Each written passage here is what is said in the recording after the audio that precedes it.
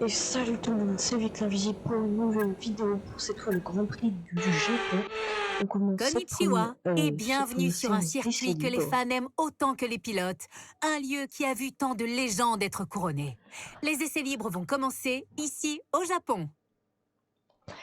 Donc voilà, vous allez voir mon prochain tour. On fait quelques blocages de haut, surtout à l'avant-dernier virage qui est un peu compliqué pour le pneumatique. On a du mal à le prendre. Donc voilà le circuit. Donc grande ligne droite, on fait les dépassements avec la grille de départ. Deux virages à gauche un peu durs à prendre. On fait quelques dépassements. Là, les S qui sont énormément demandants en pneumatique et en appui aérodynamique. C'est très dur de les prendre si on n'a pas la bonne trajectoire. Les petites deux droites que j'aime bien prendre, si je peux spin sur la fin. Le gros virage avec lequel j'ai beaucoup de mal à freiner et à bien prendre le virage sans perdre trop de temps. Petite ligne droite, on fait pas trop de dépassements. Le virage à gauche cette fois-ci. Voilà, ressortie.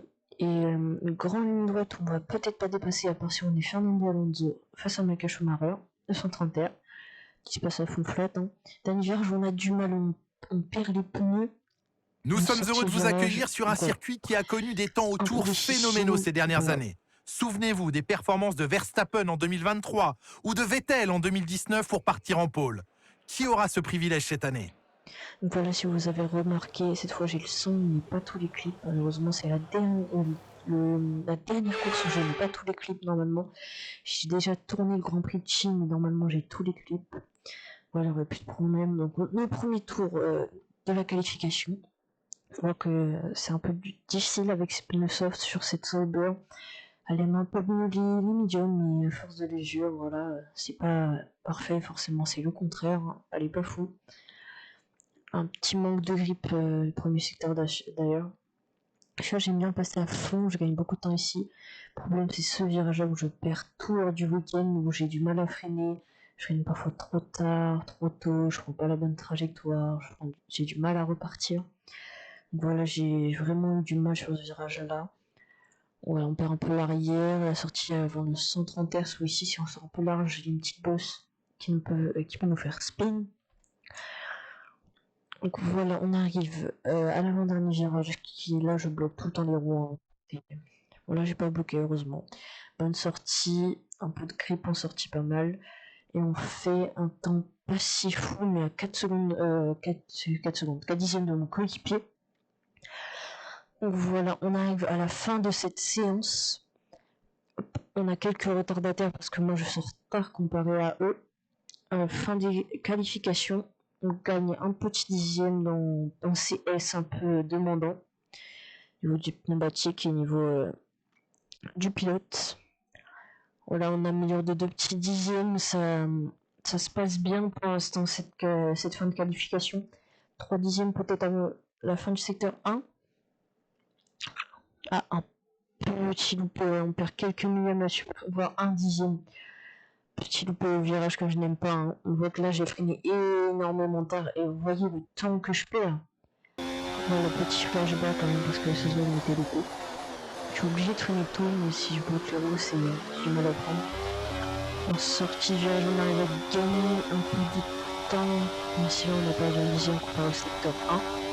Mais on meurt tout le monde dans le dixième, c'est pas rien. Si on était à 4 dixièmes de notre coéquipier qui pour l'instant à la 10e place et qui je pense a amélioré depuis son dernier run. Voilà, à la fin du 130 R, si on met un peu d'aspiration de premier retardateur de Hamilton, ce qui nous laisse passer Hamilton qui s'écarte. Voilà, le blocage arrière, on voit un petit flashback forcément. 5 dixièmes d'amélioration, attention. Et on est P18 comme d'habitude, cette voiture n'est toujours pas forte aux essais libres. Tant pour moi, désolé, aux essais de qualification. On a vraiment du mal avec cette monoplace sur un seul tour en soft. Par contre, en course, on arrive à gagner facilement des places au départ. Voilà, Logan Sargent, Nicole Kimberg, les deux Sauber et je crois l'autre As, j'ai pas trop le temps de voir. Le seul qui est pas si loin de se faire éliminer. On améliore un peu notre rythme pour améliorer notre niveau général à la fin de la saison. Donc voilà, on est parti pour la course. Bienvenue sur le magnifique circuit de Suzuka, situé à 400 km au sud de Tokyo. Nous espérons que ce Grand Prix sera mémorable. Restez avec nous. La question, c'est pourquoi il parle pas. Un petit souci, mais il va reparler. Nous sommes au sud-ouest de Nagoya, sur l'incomparable circuit en 8 de Suzuka. Il va falloir négocier 18 virages répartis sur 5 km 8 et la vitesse moyenne ici approche les 220 km/h. Le DRS est bien entendu disponible pour d'éventuels dépassements au premier virage. Cela dit, le 130R et la dernière chicane représentent de meilleures chances d'y parvenir. Observe l'ordre de la grille de départ de la course d'aujourd'hui. Max Verstappen a réalisé un chrono phénoménal hier. Il s'élance en pole position, suivi de Lando Norris. En ce qui concerne le reste de la grille, Sainz, Oscar Piastri, Leclerc, Russell, Perez, Fernando Alonso, Tsunoda, Ricciardo, Ocon, Gasly, Magnussen. Le rookie, Hülkenberg, Hamilton, Sargent, Bottas et Alexander Albon occupent la dernière place sur la grille.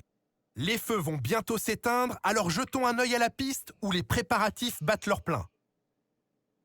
Pour m'accompagner aujourd'hui, un homme que je suis toujours heureux d'accueillir en cabine de commentaires, Jacques Villeneuve. Sa dernière sortie n'a pas été couronnée de succès. C'était une course complètement ratée. La question est la suivante, un rebond est-il possible aujourd'hui, Jacques ? Bien sûr que c'est possible, Julien. Le passé, c'est le passé. En tant que pilote, on me disait toujours qu'après être sorti de ma monoplace, je devais passer à autre chose. Surtout en cas de mauvais résultats, pour éviter de gamberger jusqu'à la course suivante. Il faut mettre ça de côté et ne penser qu'à la course suivante. On voit bien que Jacques Villeneuve est un peu fan de musique. Hein. Il a mis une petite rêve, pas en medium soft parce qu'on n'a pas confiance envers les softs. On a beaucoup de dégradation chez cette voiture, on a beaucoup de mal sur ça. Donc désolé si vous n'avez pas beaucoup de la course. Sachez qu'on a fait une P10 avec en marquant un petit point pour l'écurie, c'est pas mal.